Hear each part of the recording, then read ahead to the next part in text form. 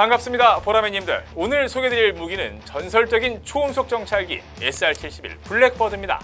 본격적인 소개에 앞서 좋아요, 구독, 댓글, 알림 설정 부탁드립니다. 블랙버드의 개발은 냉전이 시작될 무렵 시작됐습니다. 1957년 소련은 대륙간 탄도미사일 개발에 성공했습니다. 미국의 마음은 다급해졌죠. 1957년 후반 미국 중앙정보국 CIA는 로키드에 탐지가 불가능한 정찰기를 만들어달라고 요청합니다. 아크 엔젤이라는 이름의 이 프로젝트는 당연히 켈리 존슨이 이끄는 스컹크웍스가 맡았죠. 스컹크웍스는 10개월 만에 무려 11개의 모델을 디자인했습니다.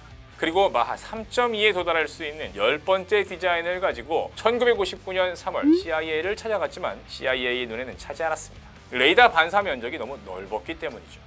CIA는 레이더 반사 면적을 90% 줄이라고 요구했고 켈리 존슨의 팀은 불과 2달 만에 12번째 디자인 A-12의 설계도를 들고 갔습니다. 1960년 2월 11일 미 CIA는 스컹크웍스와 정찰기 12대 제작 계약을 맺습니다. 9,600만 달러, 요즘 가치로는 약 7억 5,800만 달러 규모입니다. 그러니까 우리나라 돈으로는 약 1조 500억 원 정도가 됩니다.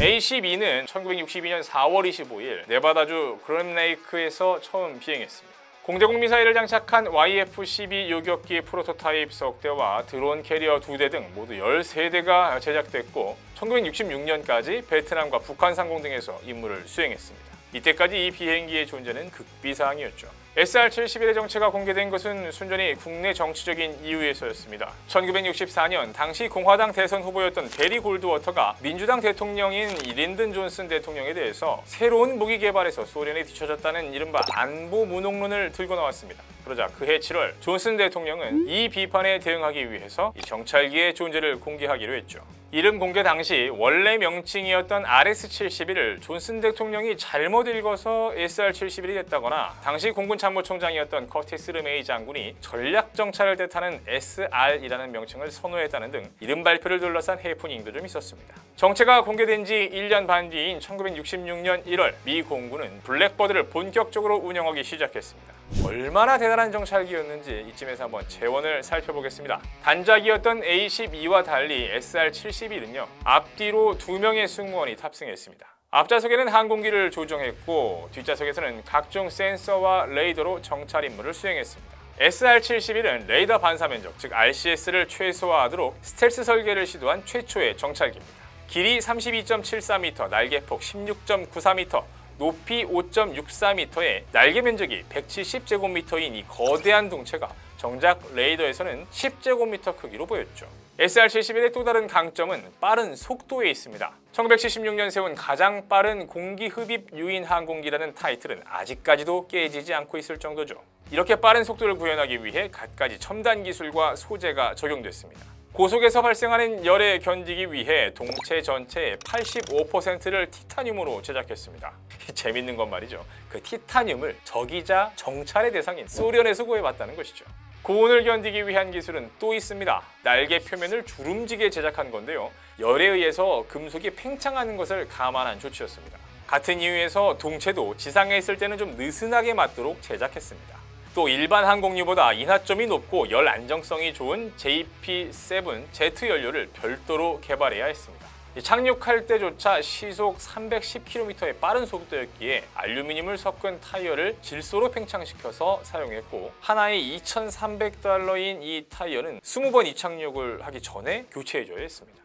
엔진은 프렛 앤 휘트니가 제작한 32,500파운드 추력의 J58 엔진 2기를 장착했습니다. 블랙버드의 일반적인 순항 속도인 마하 3.2에서 가장 효율적으로 작동하는 이 엔진은 공기 흡입구에 원뿔 모양의 움직이는 스파이크를 달아서 고속과 저속에서 다른 양의 공기가 흡입되도록 했습니다.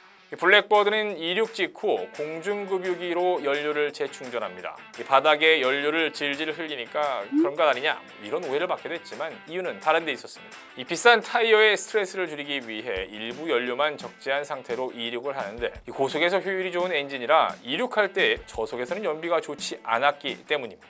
GPS가 없던 시절에 개발된 이 블랙버드는요 마하 3의 속도에서도 300m 이내의 편차를 낼 정도로 정교한 천체 관성 항법 시스템을 사용했습니다. 정찰기라는 목적에 맞게 광학과 적외선 촬영 장비는 물론 측면 감시 공중 레이더와 전자정보 수집 시스템을 갖췄습니다. 조종사들은 원활한 산소 공급과 고온으로부터 보호받기 위해서 유투 정찰기 조종사와 마찬가지로 특별하게 제작된 가압복을 입어야 했습니다.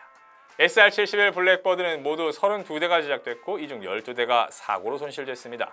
좀 위안이 되는 것은요, 이 적의 공격을 받아서 추락한 기체는 하나도 없다는 것 정도네요. 설명을 전체적으로 좀 해놓고 보니까 빠르고 높이 날 수 있다는 것 빼고는 좀 좋은 게 별로 없어 보입니다. 세척을 하기 위해서는 증류수가 필요했고요. 한 번 비행하고 나면 평균 정비 시간이 일주일 정도 걸렸다는 단점까지 굳이 언급하진 않겠습니다. 이 다 말해버렸네. 어떡하지?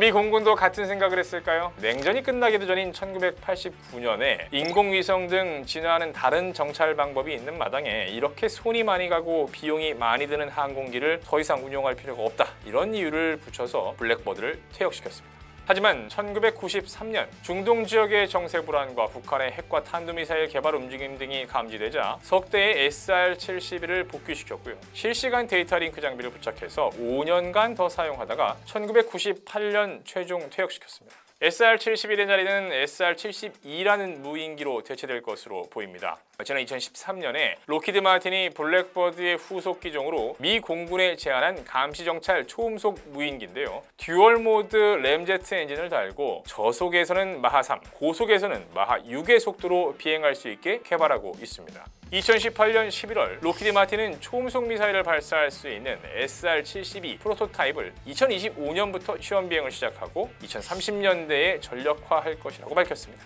블랙버드의 아들이 공개될 날이 멀지 않았네요. SR-72가 공개되면 바로 보라매님들께 소개해드리겠습니다.